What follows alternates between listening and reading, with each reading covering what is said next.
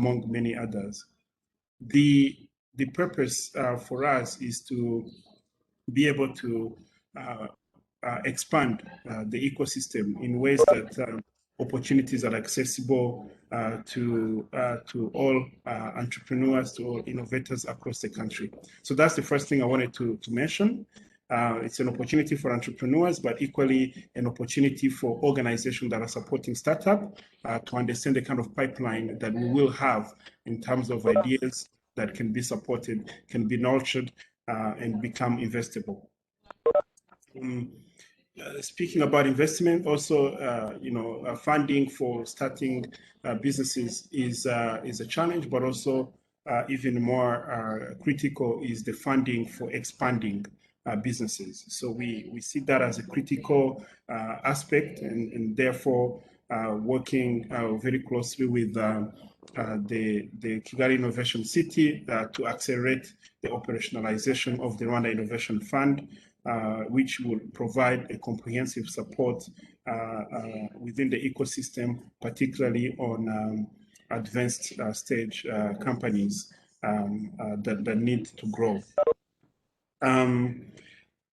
As you know, there exist also other financing mechanisms, including BDF.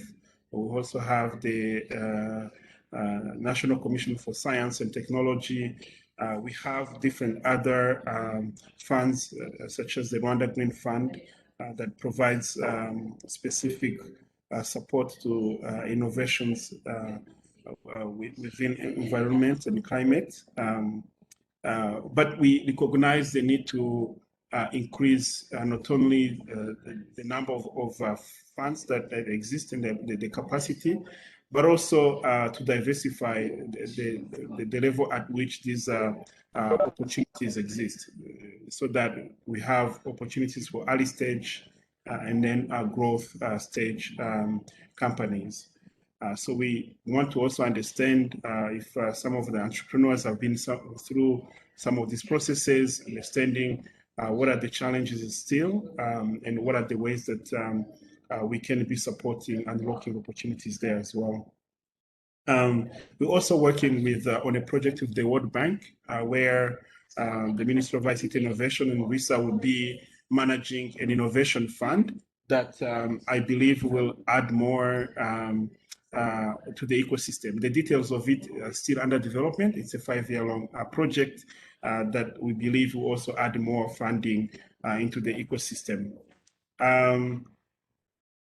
Even with the funding available, even with the support in the ecosystem that we have, at the end of the day, we need to create opportunities for the startup to be able to actually, bring their solution and their services and products into the market. And so we've started a journey at the Ministry of ICT Innovation, where we are doing the public procurement for innovation. It's a model that we believe will enable government to include innovators and early stage entrepreneurs to have access to government procurements. We have already a pilot going. We have 3 key solutions that we've tendered through this new model. We are learning a lot. So we're getting a lot of feedback from the participants. The idea is that an innovation can be able to access the government market through the procurement. So we're working very closely with the Rwanda Public Procurement Agency to be able to inform regulation around procurement. We believe this will be, again, another opportunity for startups to get more opportunity and participate in growing our economy. So I wanted to just highlight some of those thoughts, but I know through the panel we have representatives from organizations that we believe are also providing tremendous support in the ecosystem. So I won't take too much of the time. I just wanted to say thank you to all of you that were able to make it this afternoon for this conversation. I look forward to insights that we'll take from here and be able to advance forward and move forward together in building a stronger entrepreneurial ecosystem. With that, I thank you very much.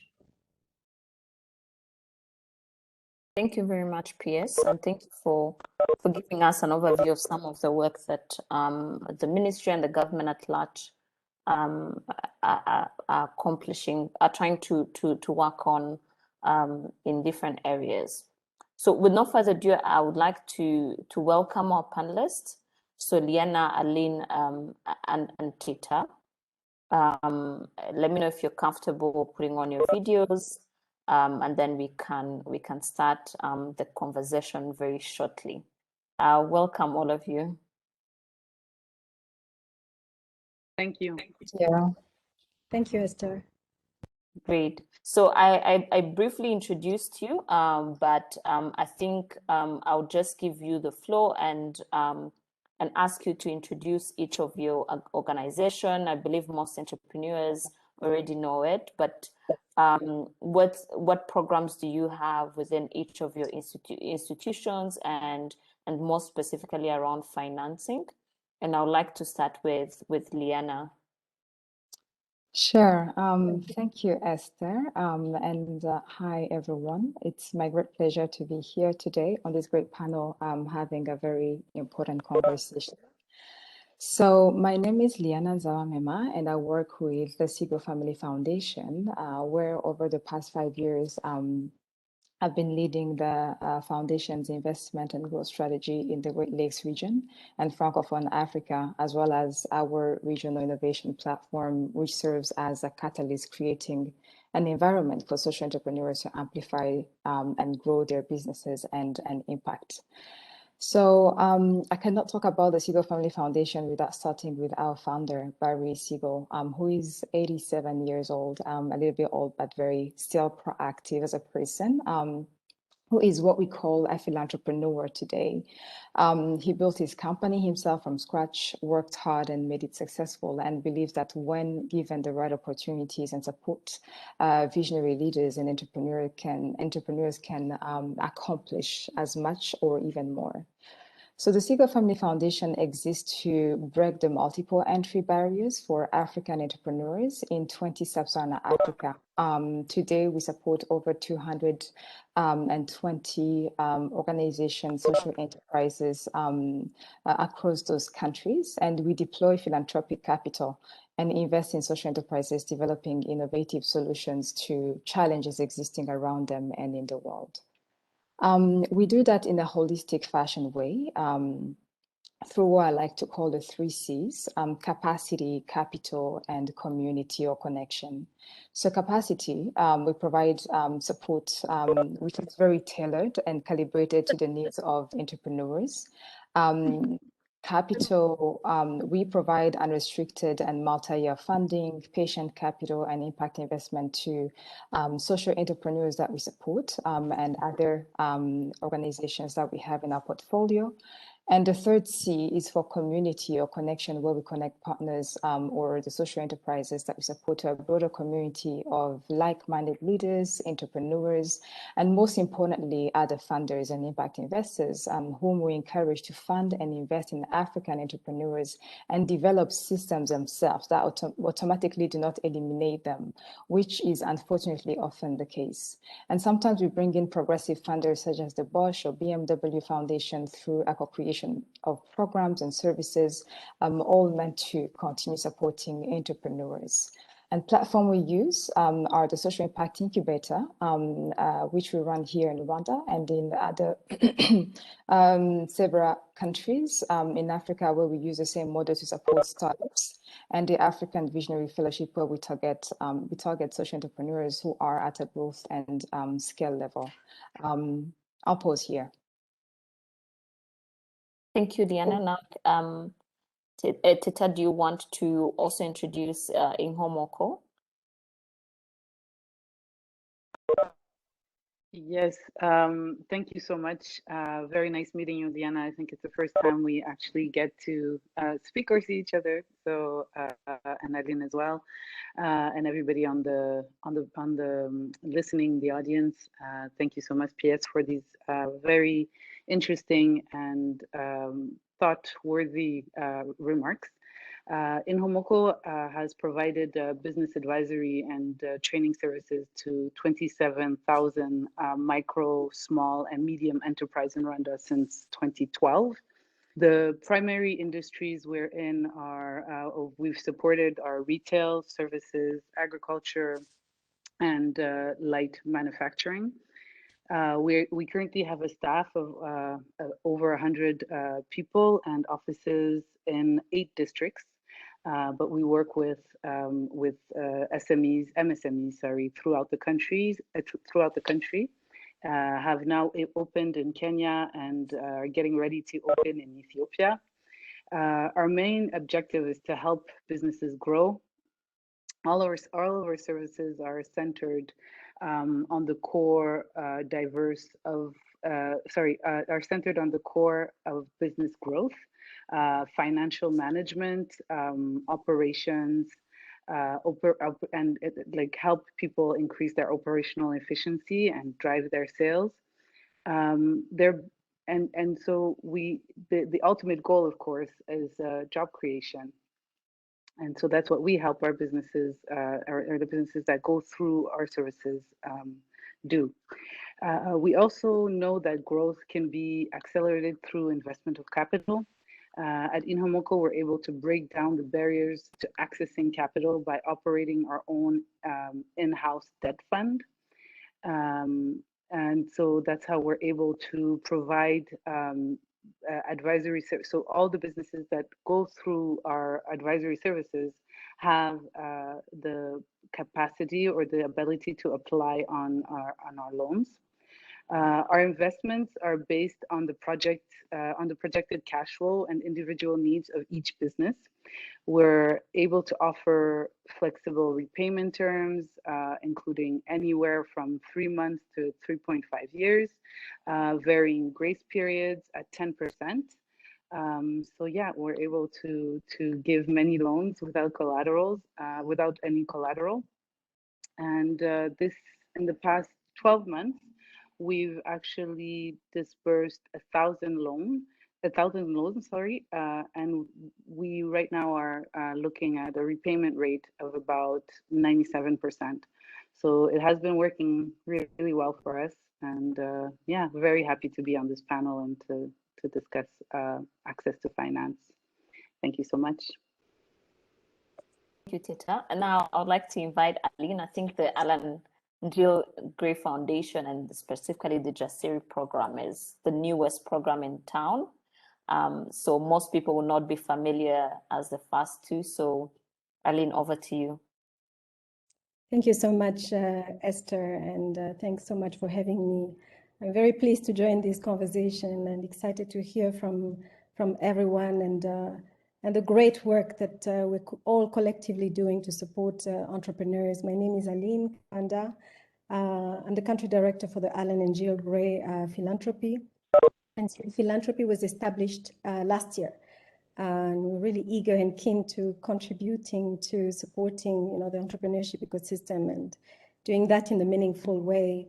And so our work truly focuses on long-term support to entrepreneurs, and this has the greatest leverage to the creation of meaningful employment. And I think, the permanent secretary alluded to this in his opening remarks. And so Rwanda is our regional hub, and we also have an office in Kenya.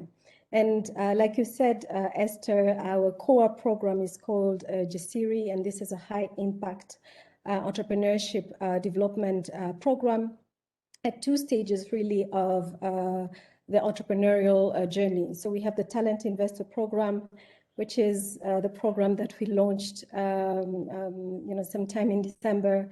And so this is a 1-year fully funded entrepreneurship development program for exceptional entrepreneurial individuals who are looking forward to creating their own ventures and starting their businesses.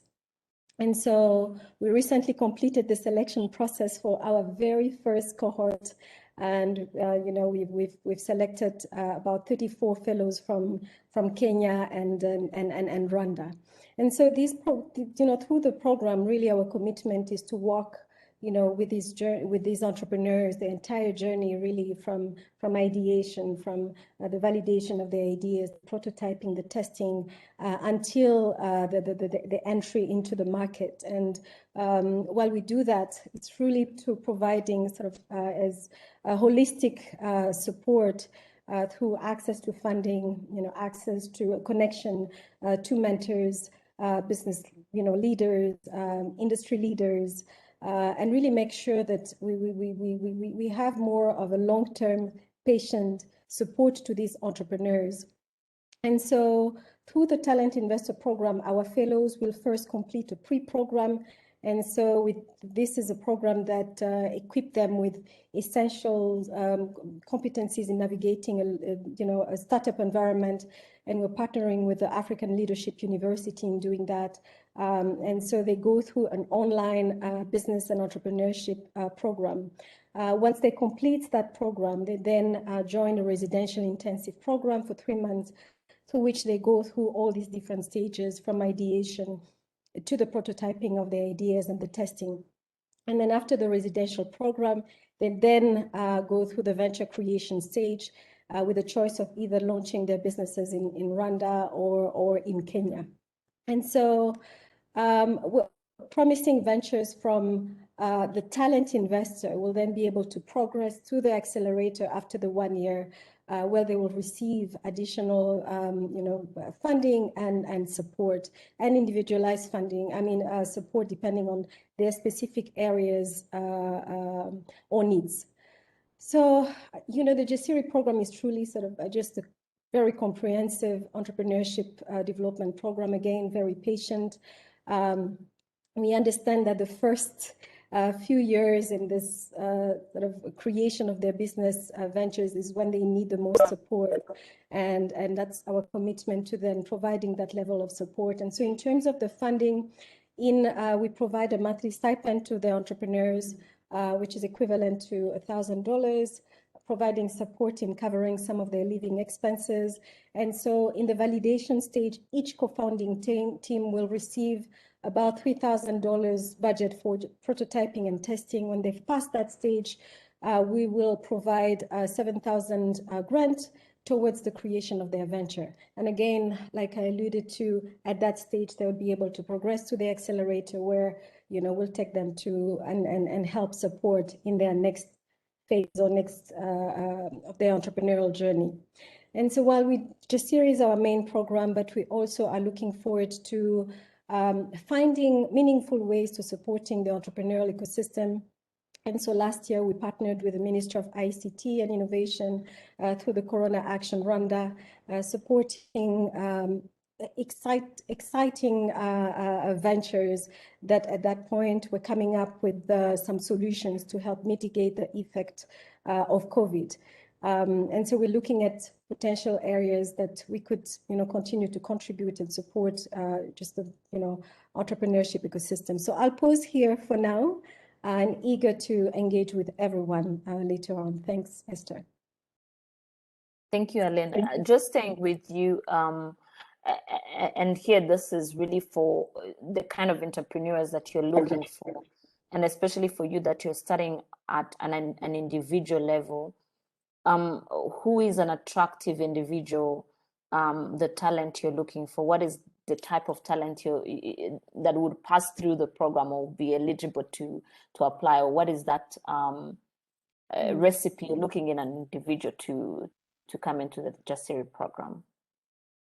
Thanks, Esther. I like your word, recipe. So there's no secret recipe. We're looking at individuals who are from Rwanda or Kenya, aged between, we have an age range, even though it's not as rigid, but it's between 25 and 35, who have completed, university, or at least have a set expertise in a particular field.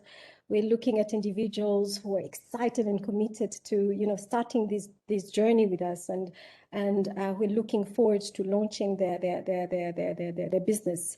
And so the commitment to the 1 year program with Jasiri.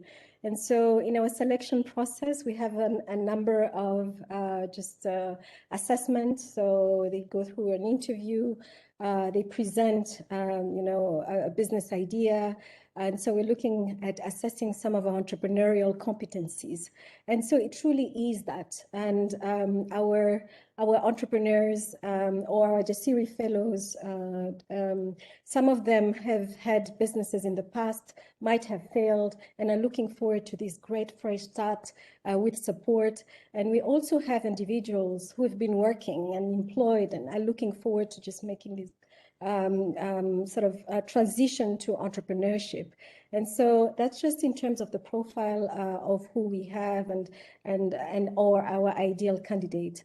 And one of the things that we're working in with the Ministry of Foreign Affairs in particular is also inviting our Rwandan community living abroad. We're looking at opportunities to come back to Rwanda or to Kenya and contribute in a meaningful way to the development of both countries. And so we will be looking forward to attracting our communities living abroad. Thank you, Aline. And now to Liana and Teta. From the past experience with the entrepreneurs that you've supported, what do you believe is an entrepreneur that comes to you, or a venture that comes to you that you believe is going to succeed? What are you looking for in those companies for them to access the support that you provide? We can start with Liana. Sure. Thank you for that question, and thank you, Aline, for explaining more about your work.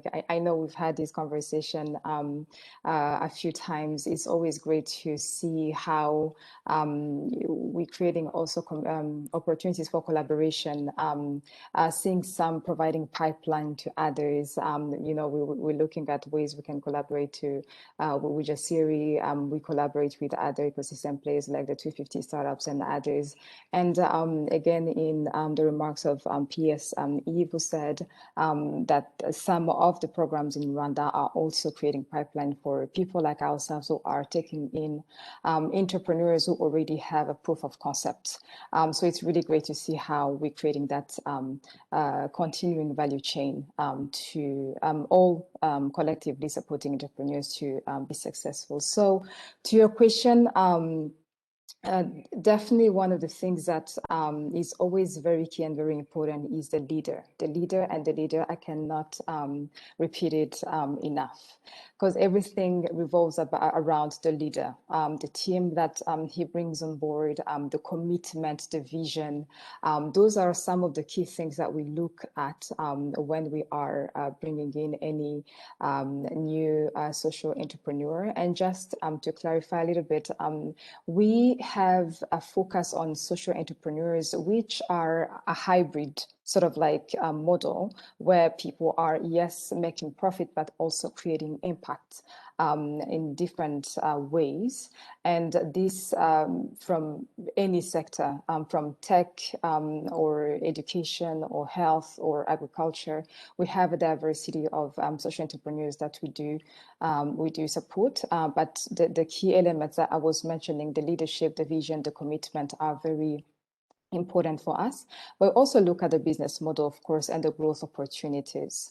Growth varies, of course, and like Aline said, we just see we're very patient and are creating a space where leaders and those social entrepreneurs are going through their own journey in a different way, regardless of how they've come into our portfolio, to figure out their markets, to figure out all these big components that help the business grow. And but growth also, we also let them define what growth means without pushing for or telling them what that growth should look like. So some models have can be implemented across different countries in terms of growth. And here we're looking, for instance, like at Water Access Rwanda, one of our partners here. And other models are more context specific to Rwanda or to Kenya. And we have a number of those as well. And scalability is also something that we look at because we know that it attracts other investors, and most investors want to be part of something big, and offering that opportunity increases chances to access more investment for investment opportunities for entrepreneurs. Yeah, so I would say those are some of the key elements that we look at. And again, there are so many others that either come up throughout the journey as we work with them, as we're providing them, different coaching and mentorship opportunities for them to figure out who they want to be, where they want to be the next 10 years or 15 years, and provide the support accordingly. Teta? You so much. Sorry. So I'm sorry. I'm actually coming right back from a client visit. So it's still logging on and everything. So I really do apologize about that. So in Homoko, what we do is we only invest in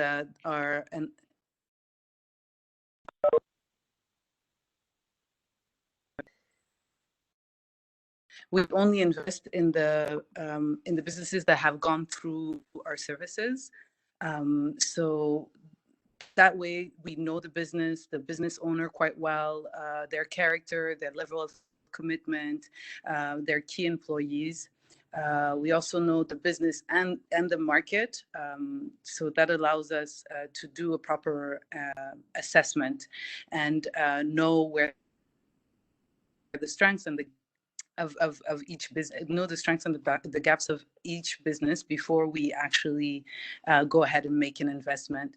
The process of deciding on loans, it takes a bit longer than business owners may want. No matter how hard we try to set the expectation, it does take a bit longer for people that need the money right away to be injected right away. For straightforward loans, we have a turnaround decision-making process of about 2 weeks. And for loans that require a bit more in-depth due diligence for the business, like waiting for documentation, the decision can take longer.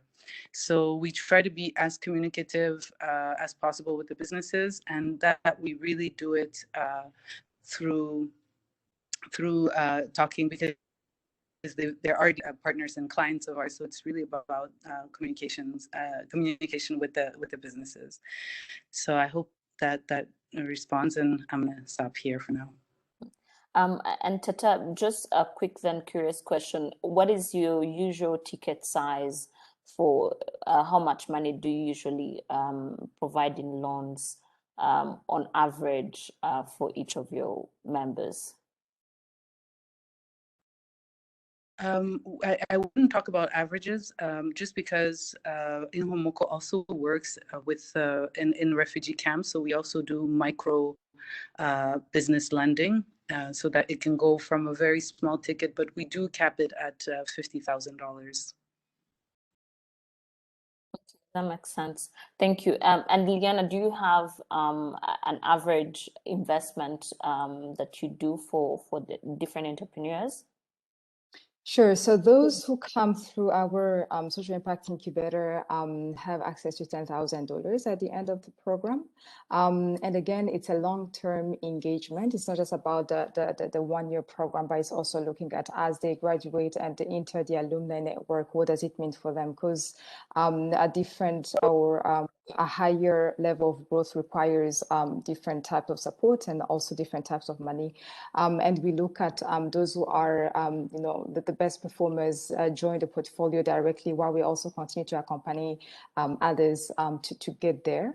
For the impact investment, though, it varies from $50,000 to $150,000 in terms of loans or convertible loans. We sort of like flexible, actually, depending on every case, every business, every context as well, because we operate in different countries, and sometimes entrepreneurs are going through different, challenging the realities and or opportunities actually, and we sort of like calibrate the loans accordingly. But of course, in conversations, after having conversation with entrepreneur, him or himself, yeah. Thank you all. I don't know if we already have, because I don't want to to be the only one who's asking, and I'm not even an entrepreneur at the moment. So I don't know if there's anyone in the audience who already has any question to ask. I believe Teta had already answered David's question. If you have any question at the moment, you can raise your hand and then we can go ahead and ask.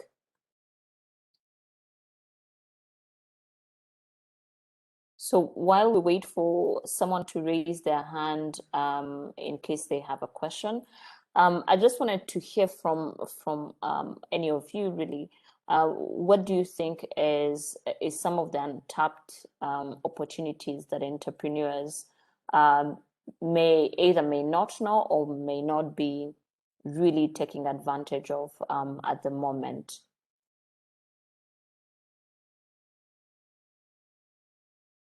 Anyone can start. Thanks, Esther. I actually was very pleased by just hearing about the Huye Innovation Hub presented by the Permanent Secretary, and the plan to have such hubs on other areas, in Rwanda, to just address the needs in supporting entrepreneurs at this very, very early stage of their business development. And very specific to Jasiri again, I think just the untapped opportunity, not untapped now that there are such opportunities such as, the Huye Innovation Hub and Jasiri, which clearly really provide support in that transition to entrepreneurship for these exceptional individuals. They all have these brilliant ideas and they just need that push towards, especially in the beginning of their journey. And we wanted to contribute to sort of creating that talent density in the entrepreneurial ecosystem. And so I liked the fact that Liana talked about the focus on individual. It truly, truly starts with the entrepreneurs and their drive and their motivation. And I think just the opportunity in these sort of like long-term type of support throughout that just various stages of their businesses. So I think just encouraging our youth and in taking advantage of these types of program, truly, which should be instrumental as they set up or their startups. Just to add on what Aline was saying, another opportunity, or actually opportunities that we see coming up in the region and in Rwanda is really philanthropic capital, where we see more private foundations, or even generally speaking, the conversation happening in development space, realizing that development money, just grants, are not necessarily working or creating sustainable solutions. And more young people on the continent being interested in the non-traditional models, again, either the business model or the social enterprise model, and attracting the attention of those private foundations to say, how are we creative at providing options around financial instruments that work for them.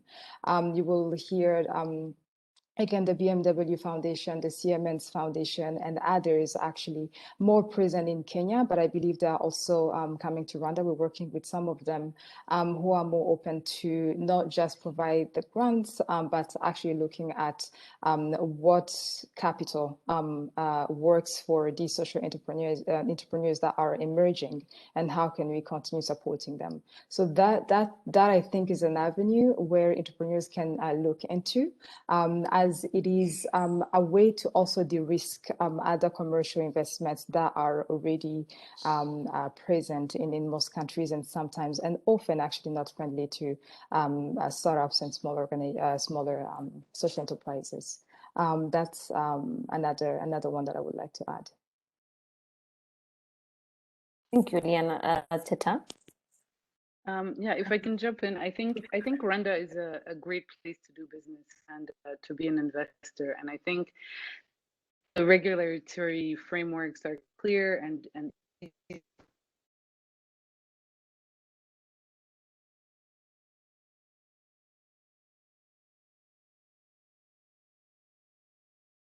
I think we lost Teta for a bit.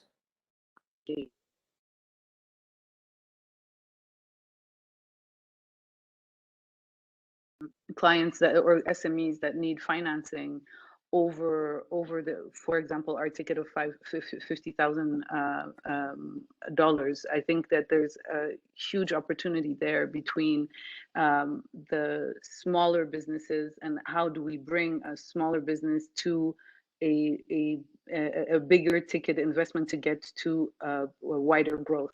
So I think there's a huge opportunity there. I loved, as to echo some of what Adeline was saying, to think about these innovation hubs that are being built a bit around the country. There's a huge opportunity there as well. And at Inhomuko, we're of course thinking about how to be helpful in those spaces of secondary cities and that whole secondary city master plan. So those are just, I believe that's an opportunity that's being seized, and we're looking forward to see how we can tap into it. Thank you. Thank you both. I'd like to go to, there's two people. So I'll start with Joy and then go to Matthew. I believe both of them had questions. So Joy, do you want to start?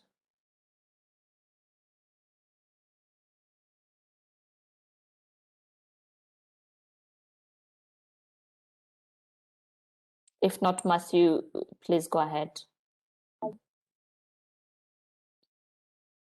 Hi, everyone. I'm Matt from Bunga Bunga Butaka Farm Mechanization. We're a tractor service platform here in Rwanda. And I just wanted to get your thoughts on financing for kind of, how could I say, mid-stage companies who, have a year and a half to 2 years of operations, are just on the cusp of profitability, but need a little extra financing support to get where they need to be. It seems like there's always a lot of discussion around early stage startups, and then startups that are more investable or can support more debt. What advice would you give to someone in kind of a mid-stage business? Thanks. So anyone can take the question. I'm sorry, it was breaking a little bit. I'm not sure I heard the whole of it. Of the question, sorry. Can you repeat it? Sorry. Yeah, I was just asking what advice we give to kind of mid-stage businesses that have established operations, are on the cusp of profitability, need a little more capital to get where they're going. It seems like there's always a lot of discussion around early stage startups, and then later stage companies. What advice would you give to kind of mid-stage businesses? Matthew, can you maybe elaborate on the amount that you're talking about? Like, I think, yeah, it would be helpful to understand what you mean by established and what you mean by, if you can give us an idea on the level of support needed. So like capital intensive businesses, so we're renting out tractor services, and then businesses that need a few 100 to 300,000 in financing to get to consistent profitability.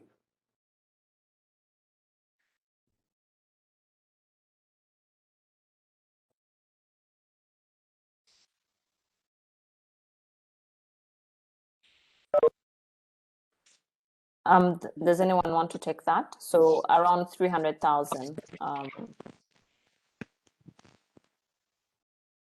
for mid companies. What is your advice?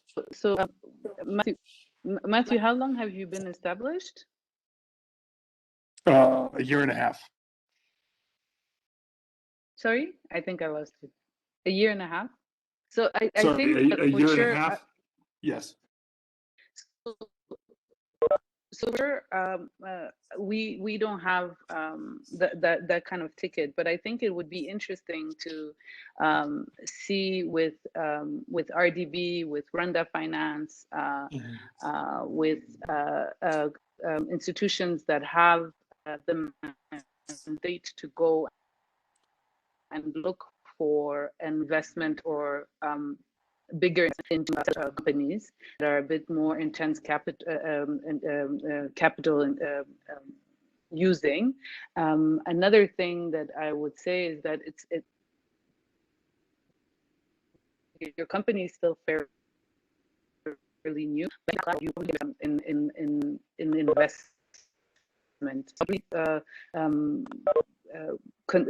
Give you advice to go to RDB, BDF, run and with proper business. So that my advice.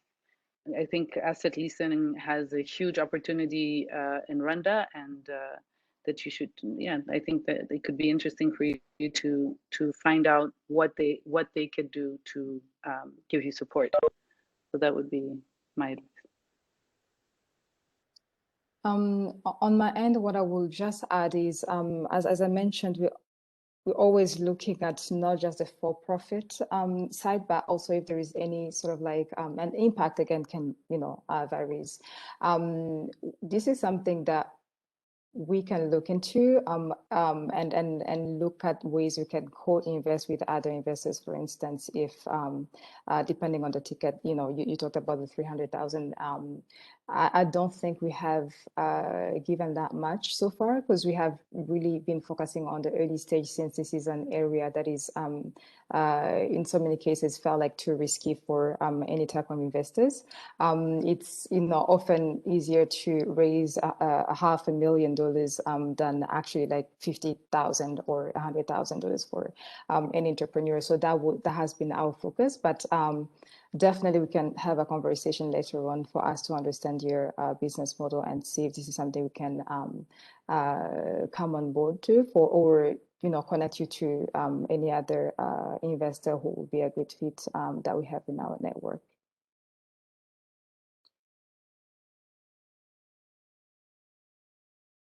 Thank you, Diana. Go ahead, Aline. Yeah, just a very small contribution here, and I agree with Teta and Liana that for Alan and Jill Gray Philanthropy, again, the focus is sort of early stage startups, but we'll be looking forward to working with some of these established organizations through the accelerator. But this being said, there are organizations such as Growfin, for instance, that actually might be a good fit. Just looking at and hearing, where you are in terms of your business. So I would also advise you to look into approaching them and seeing what they can contribute to. So, sorry, what was the name of the? It's called Growfin. Growfin. I can write that on the chat box. Okay, thank you. Great, thank you. I think Joy had written. I don't know if she's able to speak now, but she had asked a question around for the loans allocated to individuals or even groups. What are the interest rates on these loans that are provided?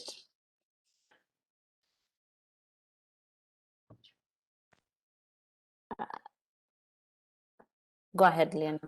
Sure. On our side, it varies again because we do a very individualized business assessment to look at what are you able to pay back. So usually it ranges between 7% to 15% interest rates. And again, for instance, like last year when the COVID, of course, affected a lot of businesses. Most businesses, we had to review some of the terms, for instance, either to lower or to just like prolong actually the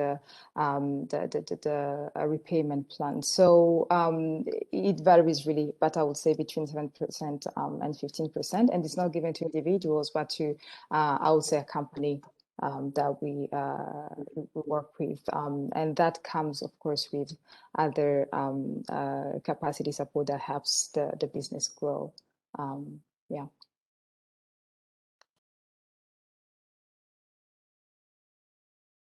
Thank you, Teta. Do you want to share your or Aline, you want to go ahead? Teta, do you want to share your interest rates? I think you had shared them before, but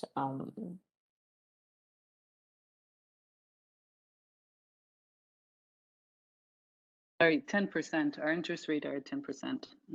I was having problems unmuting. We're at 10%.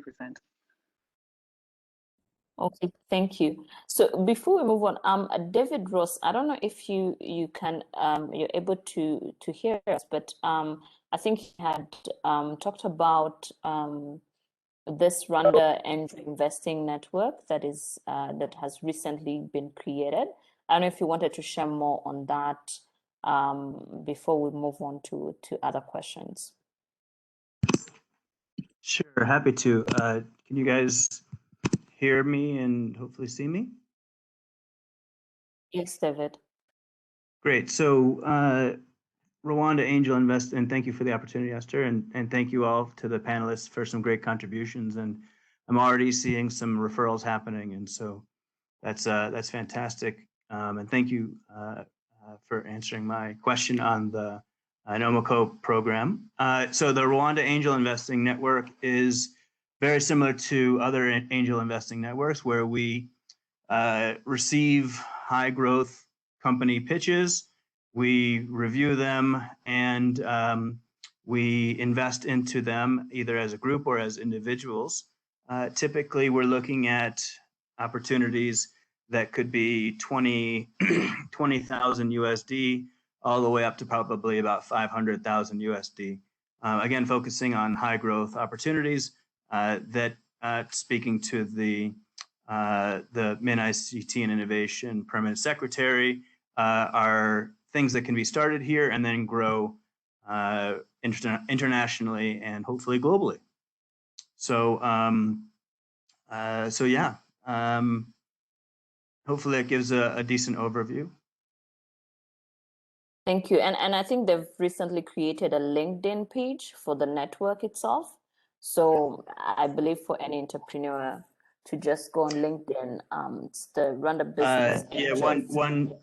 One clarifying point: the network participation in LinkedIn is only for people who have already demonstrated their experience in establishing and investing cash for an equity or debt position into a company. There are other groups out there that support entrepreneurs with angel investing. We wanted to make sure this was a network just for experienced people who have themselves already committed capital and are looking to commit more into Rwandan operating companies. So I'm happy to connect individually with entrepreneurs and to screen different business plans and different pitches and bring them to the network, as are the other individuals in the network. Just one point of clarity, so that this is a network just for investors to get together and communicate.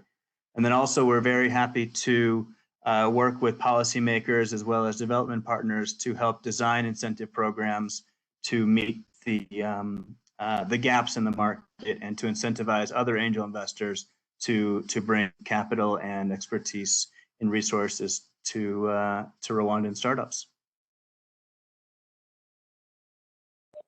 Thank you, David. I don't know if there's anyone else who has any question. Should I call out some of the entrepreneurs? And feel free to ask in Kinyarwanda. I believe most of us speak Kinyarwanda, so we should be able to understand. Feel free to ask. So before we as we wait for more questions, I wanted to ask to our panelists. What do you think, or what have you seen from your experience so far has been, let's say, I wouldn't call them mistakes, but some of the areas where entrepreneurs should be working to improve so that it can be easy for them to access financing. I think there's several steps that it takes, or some readiness to it. But for your respective organizations or in general, what have you observed in terms of readiness for Rwandan entrepreneurs, and where can they improve? And anyone can start.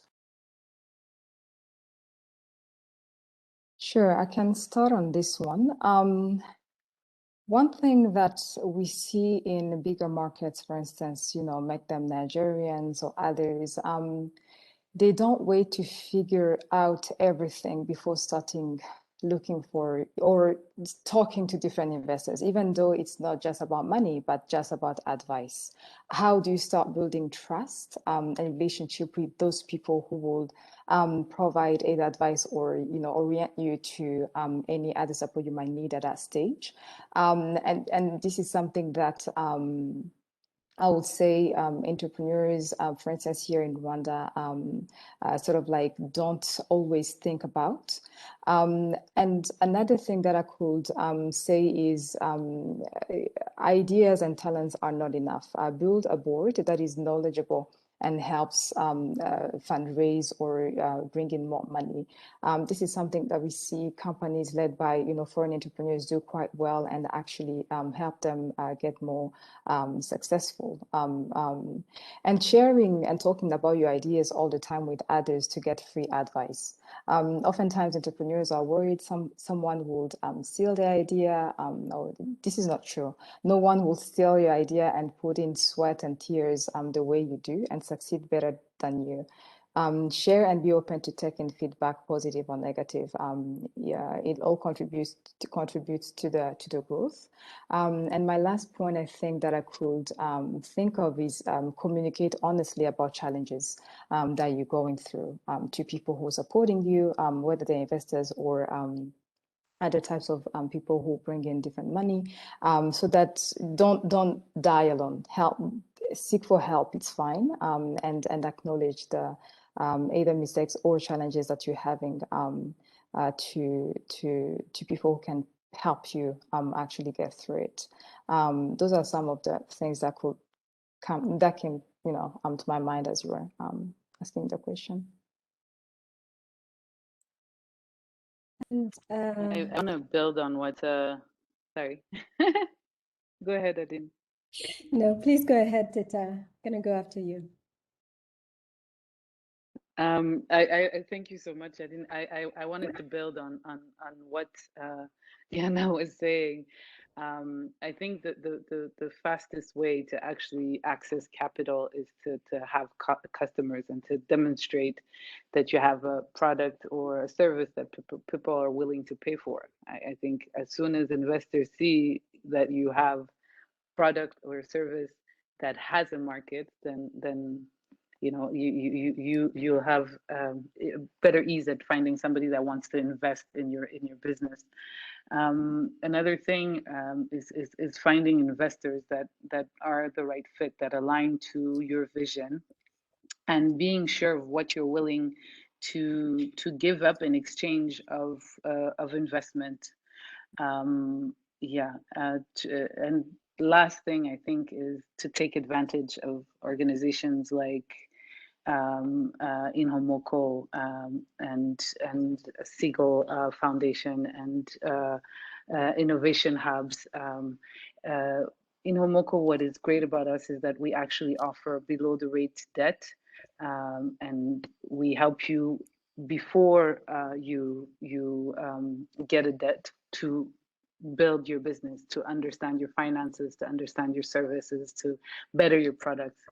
So that's what I wanted to add.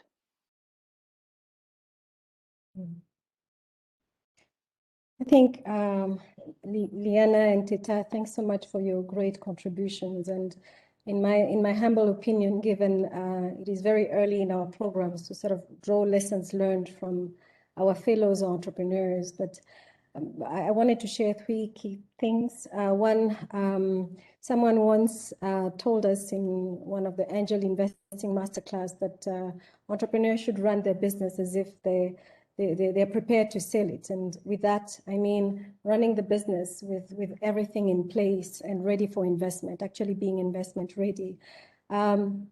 I think there's this aspect around understanding the various investment schemes and either be ready to have those discussions and find support. What type of investment are they looking for?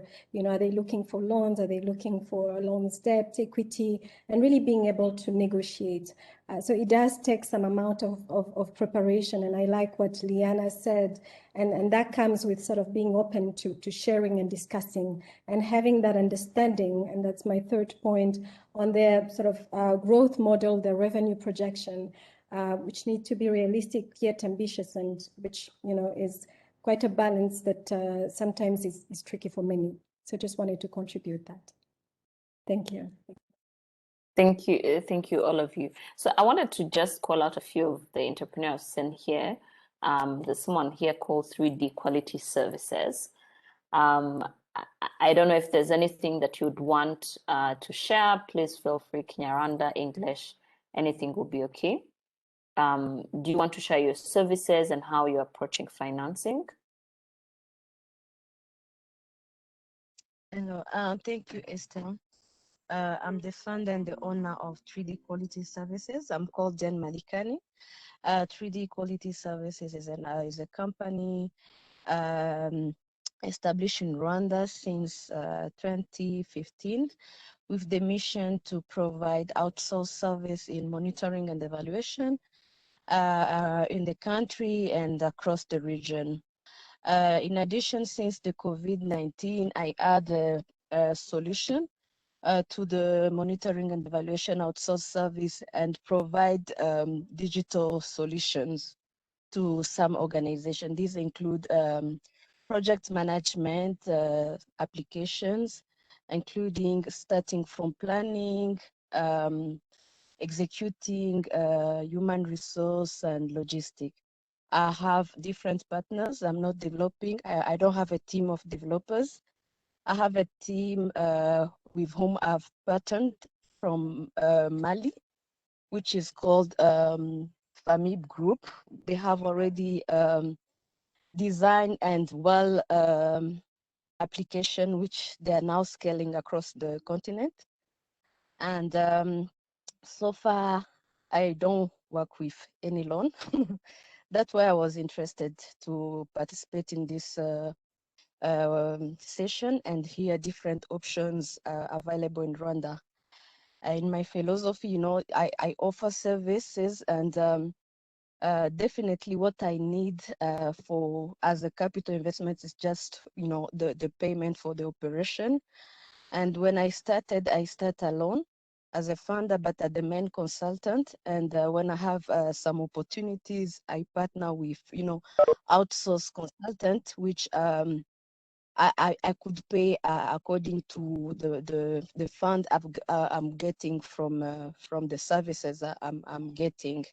So so it was really an opportunity to hear all the available fund and mechanism of getting them, and really I'm so thankful for this opportunity because we lack this information, and I would recommend to have more of these opportunities, not only as this such of dialogue, but also having a portal where we can get all these information. This is what I can share with you. Thank you. Thank you, Diane. Do we have anyone else who would like to ask? Or I keep calling you out.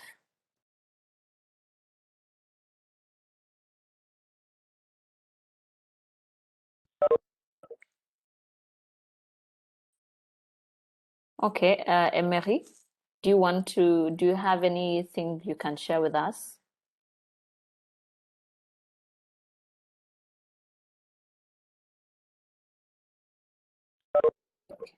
Okay, I can see he's not able to unmute.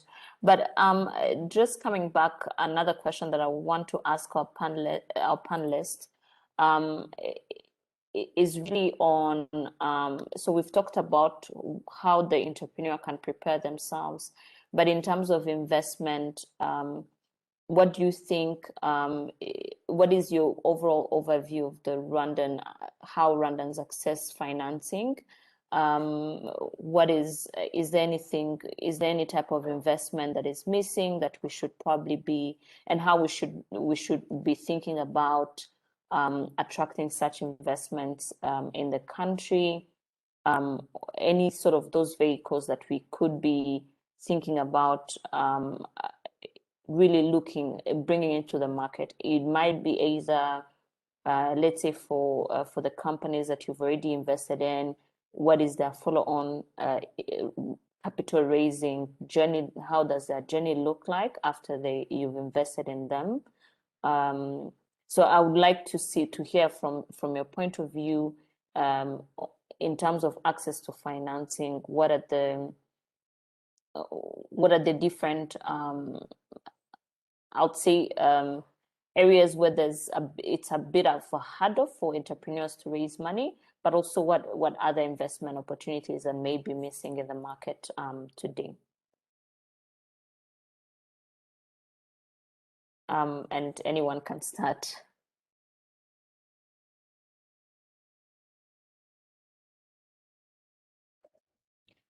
I was very pleased to hear about David Ross' contribution, just in terms of the network of angels. And actually, I was asking him whether it's the Rwanda Business Angels Network, because I would say that to me, that actually is one of the most important sort of investment schemes.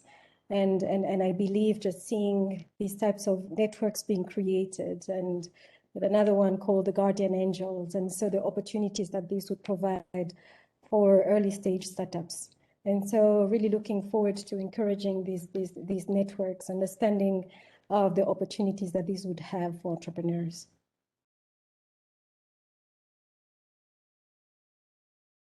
One thing that we do as a funder and impact investor is creating opportunities to showcase the work of other entrepreneurs in Rwanda and other countries where we are.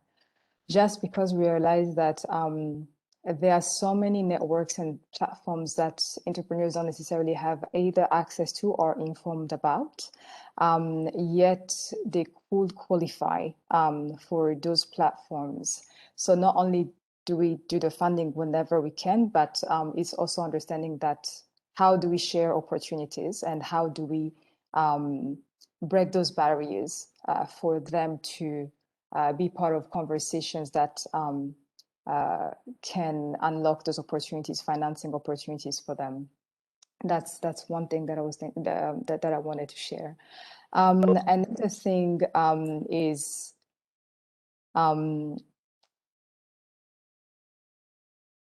I think it all goes back to what Aline had shared earlier. It also comes back to the entrepreneurs to sell what they have, or at least what they can have. So it means have your things in order, have your numbers in order, be ready for these conversations with investors.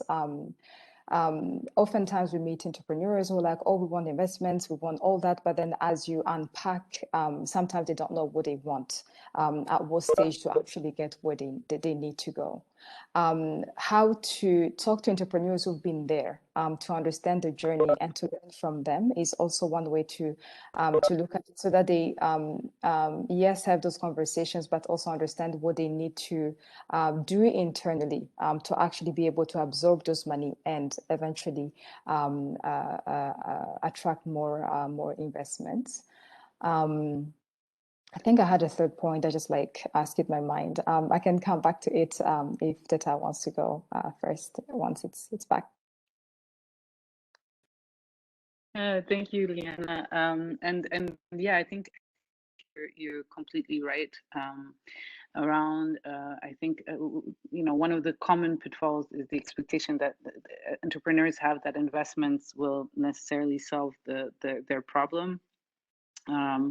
sometimes there's need for improvement for product market fit, and so yeah, I think there's definitely something there, and if I can add to that, I, I think entrepreneurs need to be thoughtful and proactive about, you know, their fundraising needs, and be able to put that into timelines and understand the different supply chain. So that's what I would add. So I think there's definitely gaps and opportunities there.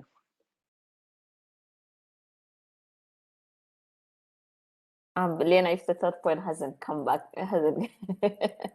I'll just post it in the chat once it's back. Okay, perfect. So I don't know if there's anyone who has any last question.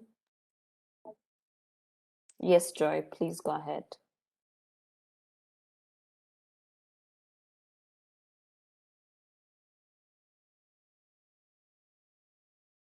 We can't hear you. I don't know if you're speaking at the moment.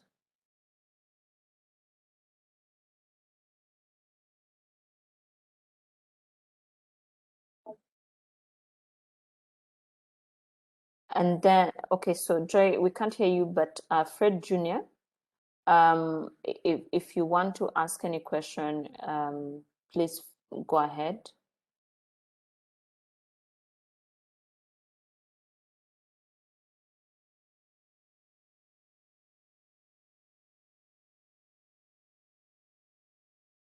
Okay. I can see we're very shy.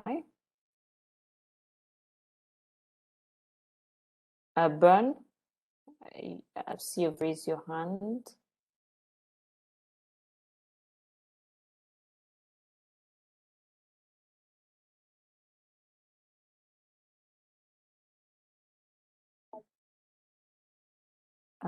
Okay, Bern, we can't hear you, even if you're you're unmuted, or it's me. I don't know.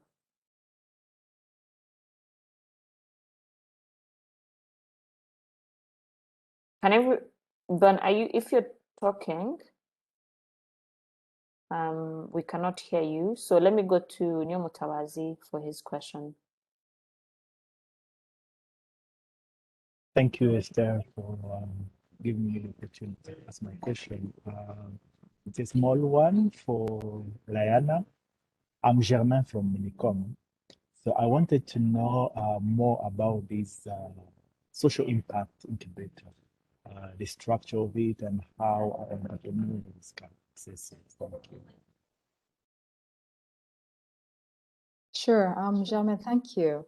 So the social impact incubator is actually beyond an incubator, because as I said, it's a long-term commitment engagement that we have with social entrepreneurs. We provide them, it's a 7-month program, I would say, as a start, but with, again, other engagements afterwards, where we work with entrepreneurs, supporting them across different areas, from building their financial management systems to understanding their markets and being more sophisticated in terms of products and operations and internal management, building a strategy, and how to even measure impact that they're making, helping them understand how you communicate comms and branding and marketing. So we touch upon different components, and each time we connect them to different industry experts and coaches who help them figure out what it means within each of their social enterprises. Of course, as I said at the end, we understand that capacity is not enough. Capital is also very important for them to start executing what they've discussed and touched upon. Again, I like to say that the difference between having a capacity or not having it is how much you can pay for it. So sometimes it's about having the right team as well to actually help you bring to life what you had in terms of ideas, but also what you had started to sort of like scale it and grow it. And thirdly, it's also about connecting them to different other like-minded entrepreneurs. As I said, we work in over 20 countries where we help them connect with entrepreneurs in Malawi, in South Africa, in Ghana, just want to exchange ideas or learn from each other, but also why not explore market expansion, but also creating spaces where a marketplace, if I can say, for other investors where, as we see, again, they're ready for those kind of a conversation, we connect them to different investors or even just funders. Again, we have realized that grant money or patient capital makes a huge difference for somebody who hasn't, for an entrepreneur who hasn't secured a huge market or started making sales that bring in enough revenues for them to sustain their operations. That patient capital allow them to actually get there, grow and become more sophisticated and eventually penetrate different markets. So that's what I will say in a nutshell. But again, as I said, it's a long-term engagement. I will say 20 to 30% of those social entrepreneurs join our main portfolio of the 200 innovators and leaders that we support across the continent, while others join gradually depending on how they are performing as well. It's quite competitive and we're very selective as well in how we bring them on board. I hope I've answered your question, Jalma. Thank you so much. You're welcome. Thank you. Innocent, do you want to ask your question? Yes, thank you so much. I'm really happy to have joined this session. Can you hear me? Yes, we can. Can you hear me? Good, good. Thank you. Yeah, I was saying that I'm really happy to have joined this session. Actually, this is something I've been waiting for from my ICT. Thank you to my ICT and innovation and for having both of these. Then maybe I may have joined this and maybe not ready for investment. How do we keep on maybe getting connected to such opportunities that are opening up or maybe that are already existing? Like if I was trying to check on the website here of Mini ICT, maybe it looks like nothing like this is there, but maybe they are looking towards making this public, because there's a number of people who joined. We are kind of not as many as those who need this. What do you think? Thank you. I think you're correct, Innocent. So we wanted to actually follow on with and start really sharing this information, and we'll work with different partners, whether it's the Kigali Innovation City, whether it's through other different partners that we work with, but also even within the innovation hubs, where we're going to be looking at how this information is made public and easy to access. So slowly, I believe we'll get Liana, Tita, and Aline to really, I know the websites have all this information, but also sharing it in almost a central place for everyone to have an access to it. Thank you for that question. Welcome. Dr. Yeah, Dr. Said, do you have do you want to ask your question? Yeah, thank you, Esther. So I'm Said, and I work with RISA, and so I want to ask a question to Aline and Teta. So especially again, I want to thank the platform for, this is a really good platform. I hope we will keep having this kind of sessions because there are so many questions.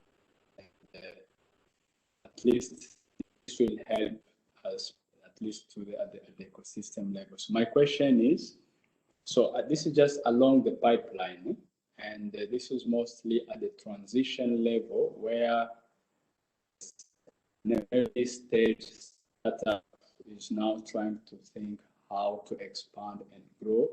And I want to ask if there are some services, this could be more like services that you provide to the startup. So at least I just want to know if I'm ready. This is right along the readiness Esther was mentioning about. So do we have these kind of services available where the startup can start at least receiving? This is just a kind of checklist of things to be, or at least the question of us. Thank you.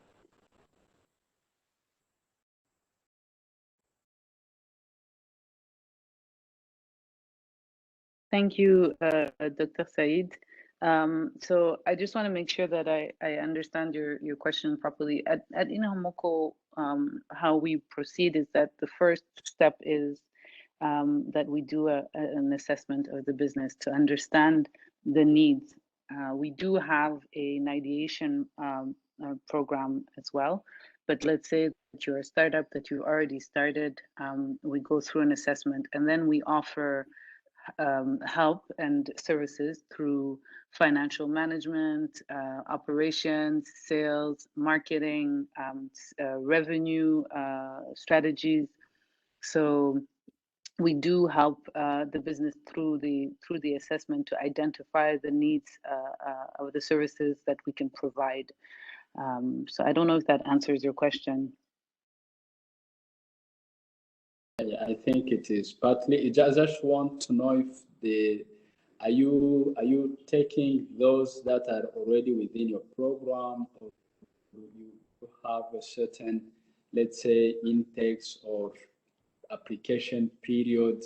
This is just to check, or any support toward the ecosystem. This could be done internally, but what do we have something that is really to outside the Inhamoko community, or outside to any startup? It could be someone who just has been incubated through different mechanisms. Thank you.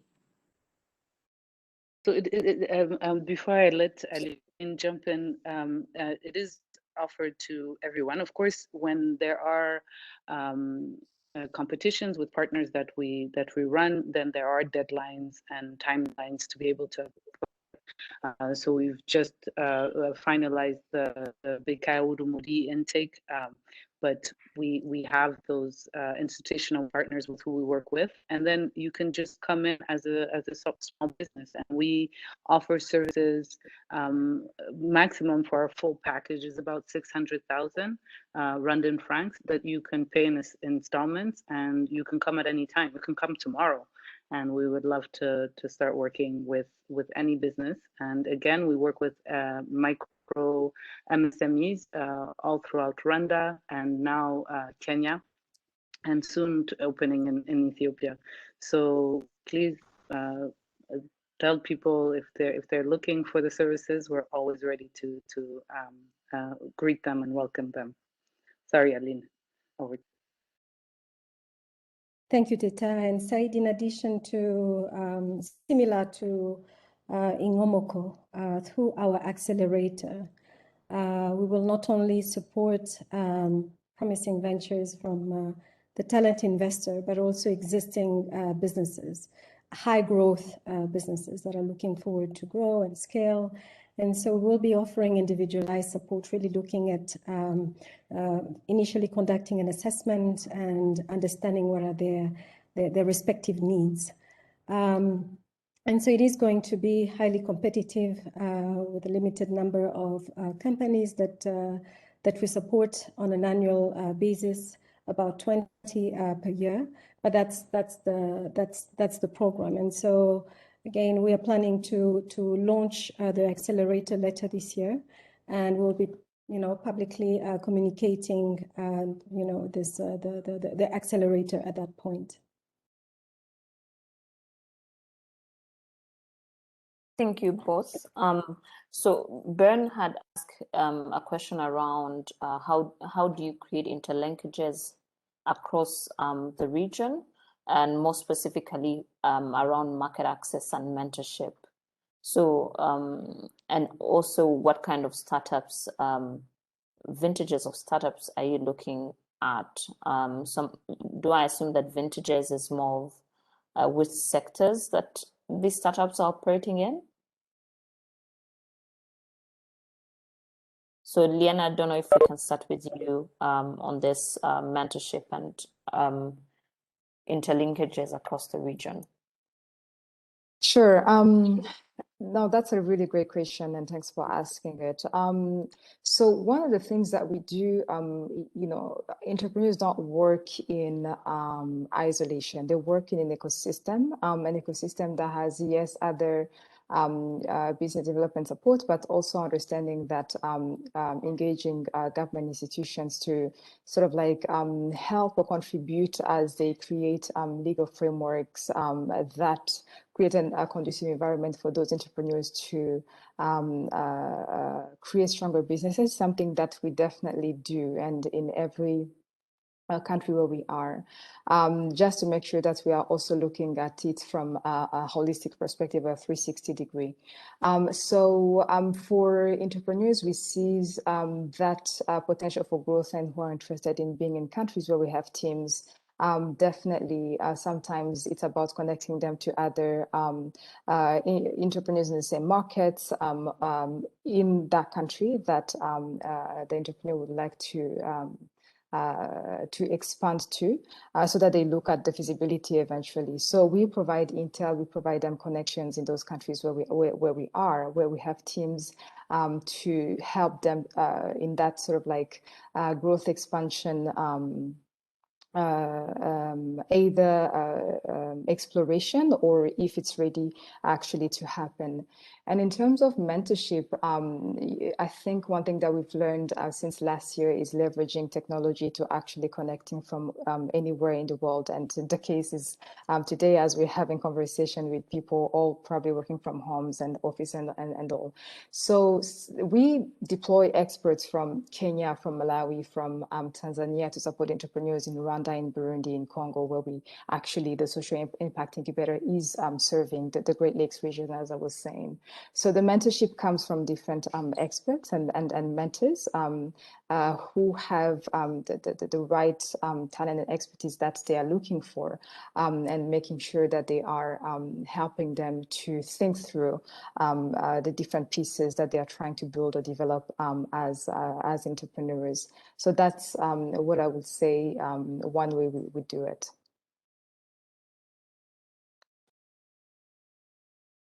Thank you, Liana. Teta Aline, do you want to add anything on those two questions?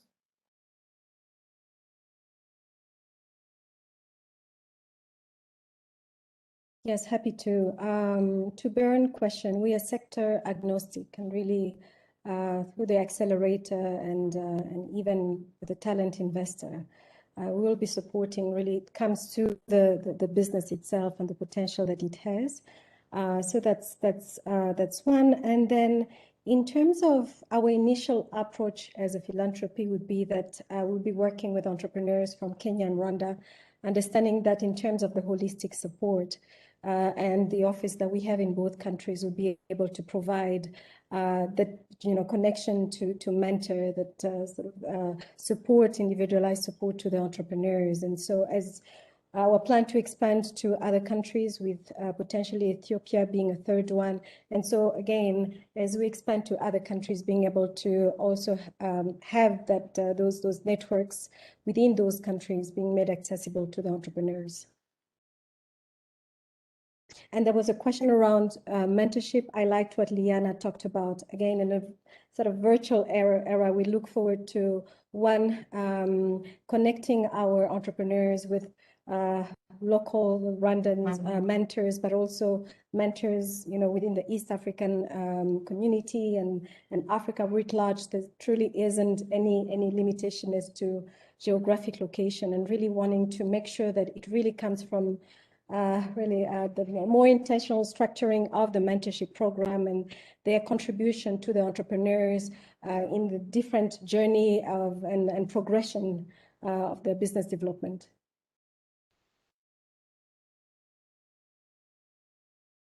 Thank you, Aline. Go ahead, Teta. Go ahead. No, go ahead. I was going to ask if you have something to add. Sorry. So yeah, I think that there's a lot of groundwork that has been done for better regional and continental integration when it comes to trade frameworks. So definitely, we do see opportunities there, and with our now Kenya offices and upcoming Ethiopia offices, we are definitely looking at how we can create frameworks for exports in those markets, or at least collaboration between MSMEs. So that's what I wanted to add. Thank you, Esther.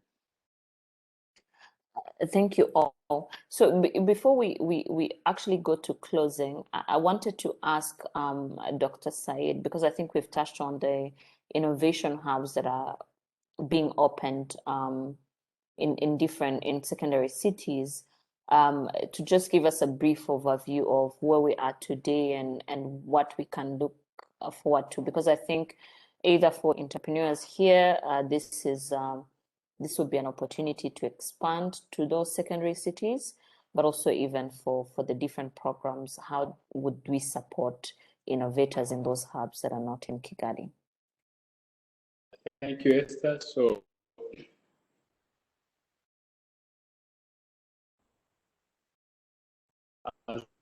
the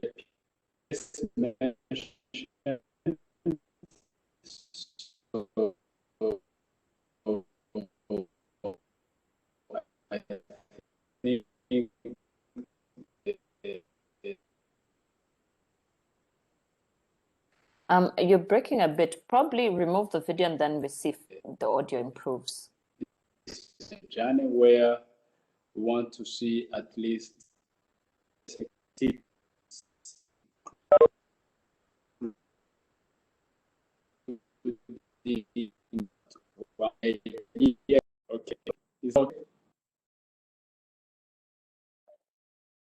We can barely hear you. You're breaking. Now it's fine.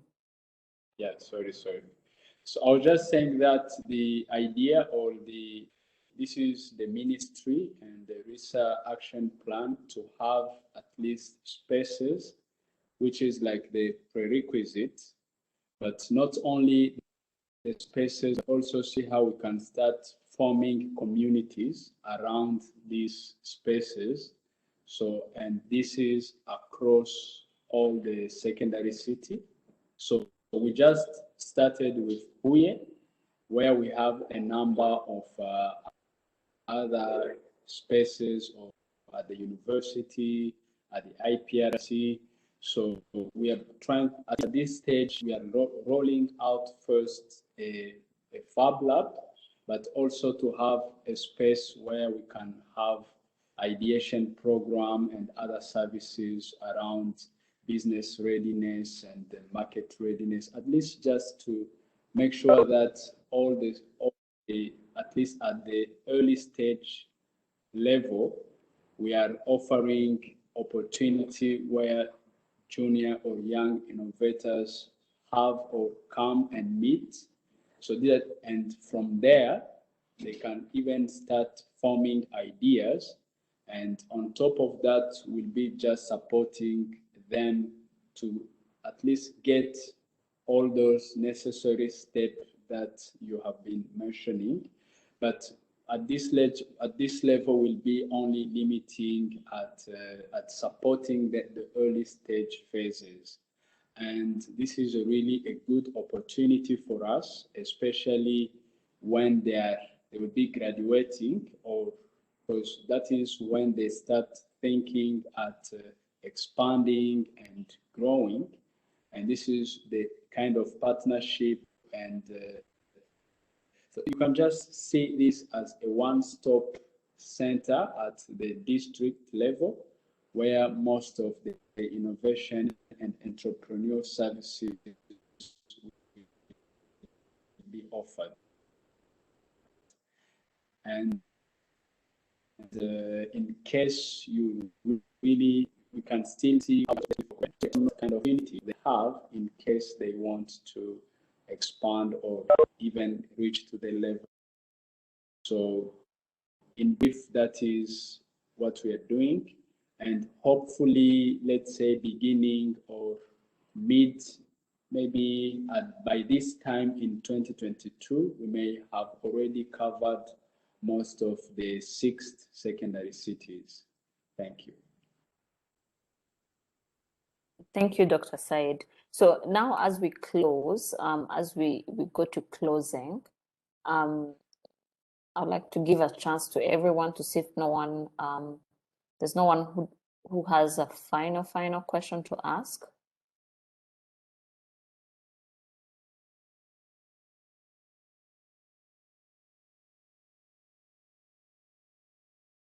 So that's good, but other than that, I just wanted to ask our panelists as a last question, what do you have any, other than what you've told us today in the previous in the past hour, is there any upcoming program? Is there anything that entrepreneurs should look out for? And most importantly, how can they reach out to you to access most of these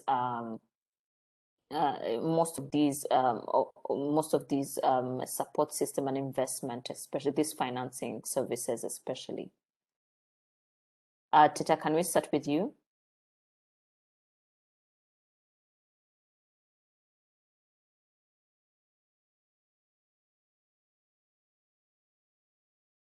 Okay, I think Tita has no audio problem, but Aline?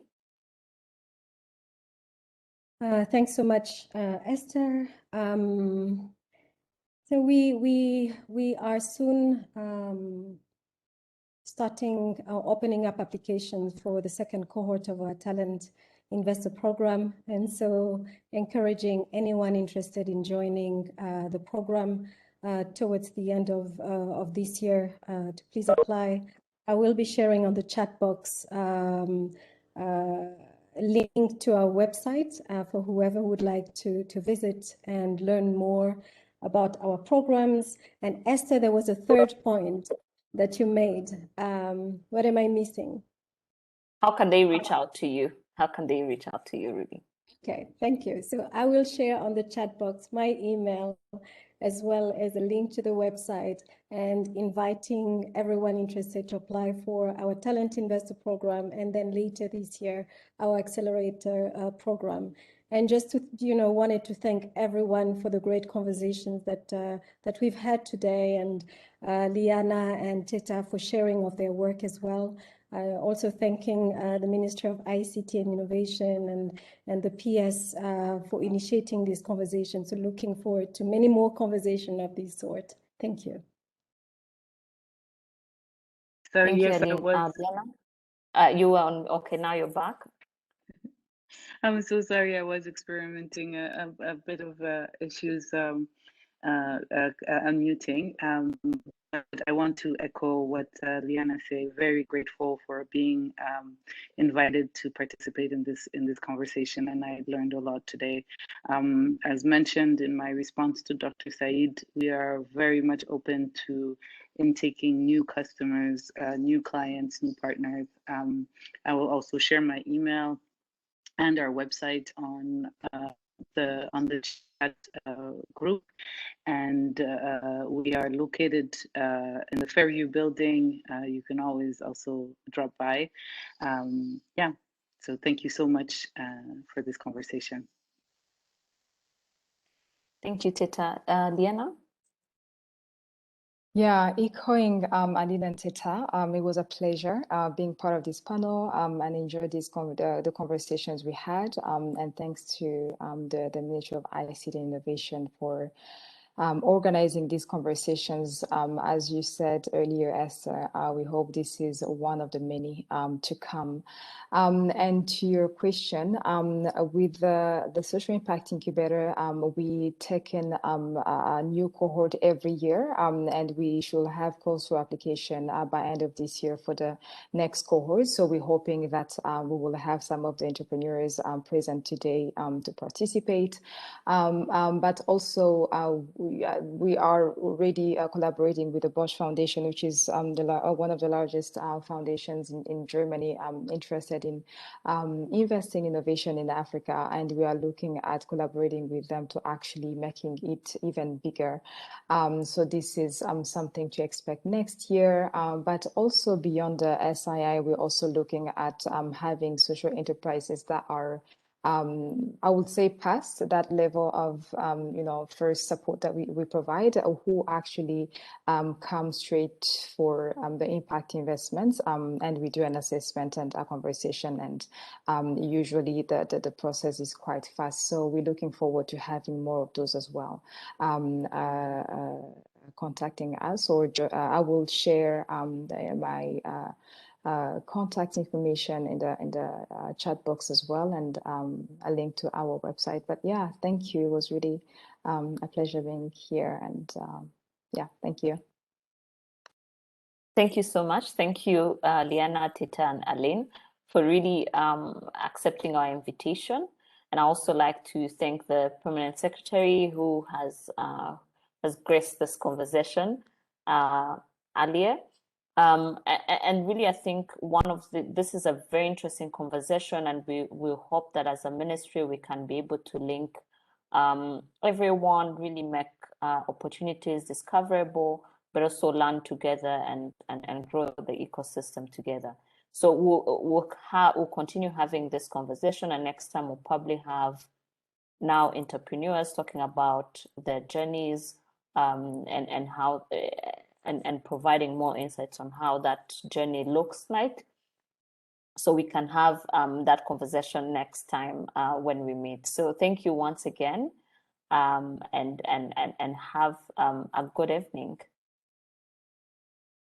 And on our side, we'll make sure that we have the information ready for everyone and make it public before I forget. We'll make it public. Thank you very much. Thank you. Thank you. Yes.